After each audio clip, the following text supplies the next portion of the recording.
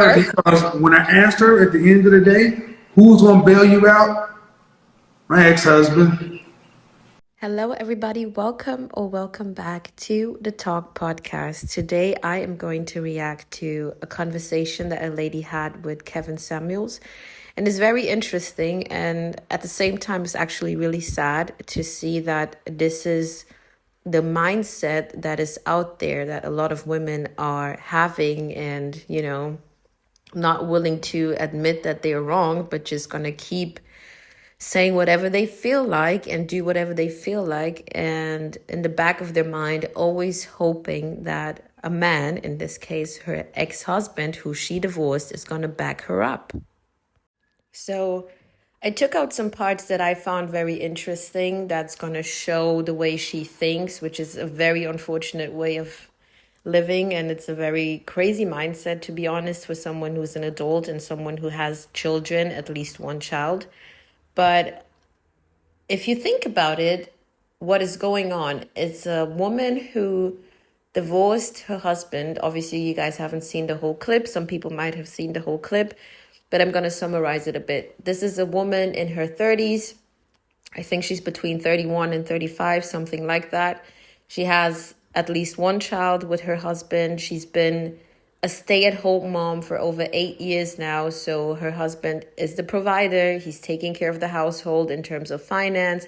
He's taking care of her. He's taking care of the child or the children. And one day she just woke up and thought she wanted to do better for herself. And the relationship, it's hard, it's boring. She just doesn't feel like it anymore. And that's why she filed for divorce. Let that ring in your head for a second. There's no abuse. There's no wrongdoing. She just didn't feel like it anymore and she wanted a divorce. And this is a selfish way of reacting because you're not thinking about the effects that this child is going to have to face, right? And also, you're not really being smart because you are not thinking about how you're going to be able to cope in life with that child, knowing that for the last almost decade, you've been a stay-at-home wife, you don't have any skills, you've never really worked. And now she's a secretary making plus minus 30K a year and is looking to go back to university and study sociology or something like that, and wants to become a caretaker or a social worker. And this is just an insane type of mindset. This is just exactly the mindset that has been pushed towards women. The idea of there's no consequence for you. You can have it all. You can do whatever you want. The world is just waiting for you to come and conquer it. This is just nonsensical. But overall, when the questions of Kevin Samuels start getting a bit tough, her idea of backup plan is going to be her ex-husband. So the man that you divorced for no reason, and you made the choice to be strong, independent, and free, now he's going to have to stop what he's doing, his life, his possible new relationship, so that he can now finance your wrongdoing. Like, how does that make sense? This is insane. But this is how a lot of women think. They always think there's always going to be a man or a social system that's going to back them up. And in most cases, it works. And that's why they are very much empowered to live life this way. However, guys, let's watch the clip and maybe I'm going to come back to this. Too. You can't just box everyone in like one little, because that's what you, obviously there's a max that people can make, but there's always that exception. If you're willing to work hard and put yourself out there. Black women believe more in possibility versus probability. You're hearing it all, folks. You're seeing it all happen in real time. The special snowflake, the not all, the know-all, not all, the dislike of generalizations, the possibility over probability. This is a pathology, program pathology in our community. This is the reason you guys we see this over and over again, because this is how our women have been taught to think. Get out of relationships because they're too hard, and then go back to school because school is a big building and it's prestigious. The school is like husband. School and job replace man. But you got to go. You'd rather go pay to be in school to get a degree in psychology to do what? Well, I always wanted to be a social worker to help people. You can't help yourself. I can help myself. I'm not disabled. I can find a way, just like many other women have. Many other women, Jesus Christ, you can't, I swear to God, you can't make this up. The aggrandizement and the arrogance of women. The average black woman in this country makes, what is it, $28,000 a year. Man, you're a secretary. Yeah, but I'm not limited to that. Yes, you are. Because You are someone's limited. that You are today limited. doesn't You are mean limited. they're gonna be Let me that let you tomorrow. let me let you in on a secret. Let me let you in on a real heart. You are limited.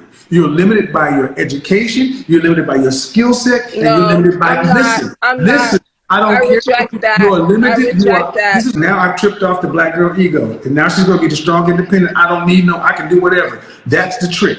See, they tap into their survival instinct and their pride to make them do stupid shit like this. We're all limited, ma'am. We're all limited. You're limited by the 24 hours a day you have and the 7 days of the week. You're limited by your circumstance. You're limited by your money. You're limited by your geography. And intelligent adults understand limitations. Only children sit around talking about, well, it's possible, it's possible, it's possible. You're a 31-year-old woman with a fashion merchandising degree and working as a secretary. It doesn't matter. At least I'm working. I'm It trying doesn't to matter work. because when I asked her at the end of the day, who's going to bail you out? My ex-husband. I swear to God, people, y'all think I was doing this shit to be rude and mean, but I have to do this to expose the way our ladies think. Man, this is crazy. Your ego is fucking with you. Your pride is making you say silly shit. You're limited.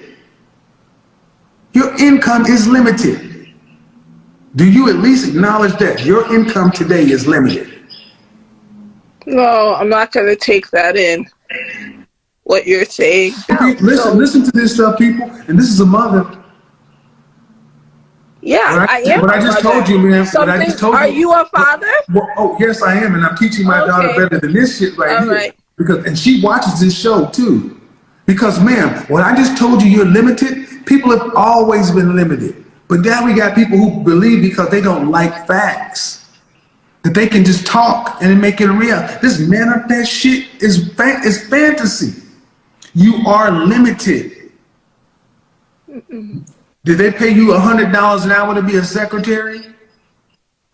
No, because there is an upper limit on the hourly wage of a secretary. So guys, you have seen and heard what she had to say, and it's mind-blowing. This is a woman, this is a mother, and the question is, what example are you setting for your child?